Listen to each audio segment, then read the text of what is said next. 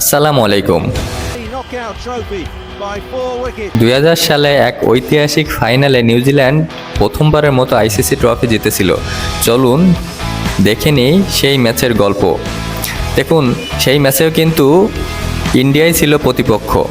2000 সালে ICC knockout semi ট্রফির ফাইনালে নিউজিল্যান্ড ভারতের বিপক্ষে এক ঐতিহাসিক জয় অর্জন করে।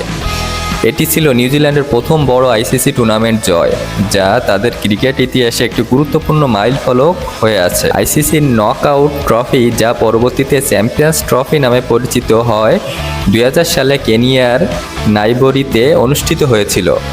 এই টুর্নামেন্টে বিশ্বের সেরা দলগুলো প্রতিদ্বন্দ্বিতা করেছিল এবং ফাইনালে মুখোমুখি হয়েছিল ভারত ও নিউজিল্যান্ড। এটা অনুষ্ঠিত হয় এই 15ই অক্টোবর 2000 সালে, যেটা 25 বছর হয়ে গেছে প্রায়।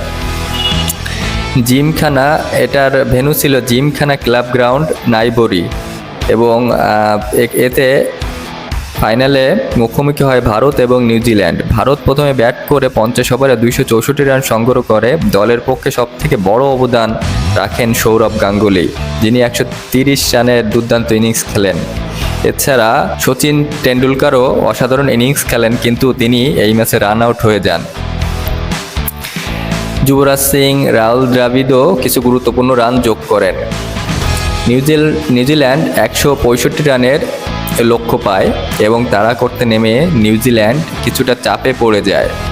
তবে ক্রিস কেন্সের অসাধারণ ব্যাটিং দলের জয়ের পথ দেখায়। তিনি 113 বলে অপরাজিত 102 রান করেন, যা ফাইনালে সবথেকে বেশি গুরুত্বপূর্ণ হয়ে ওঠে এই ইনিংসটি।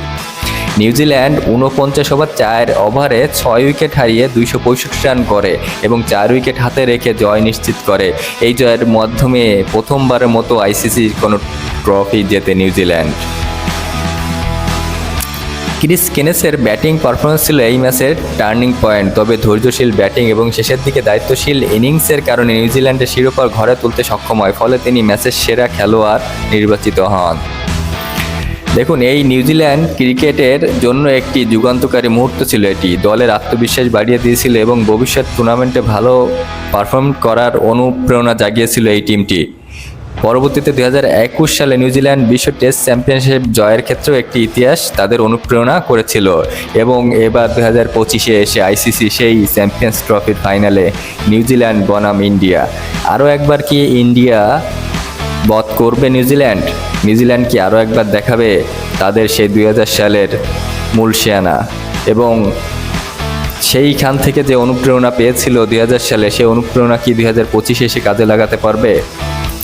অবশ্যই আপনার মতামত কমেন্টে জানাবেন এবং লাইক, কমেন্ট, ফলো, সাবস্ক্রাইব করে পাশে থাকবেন। ধন্যবাদ।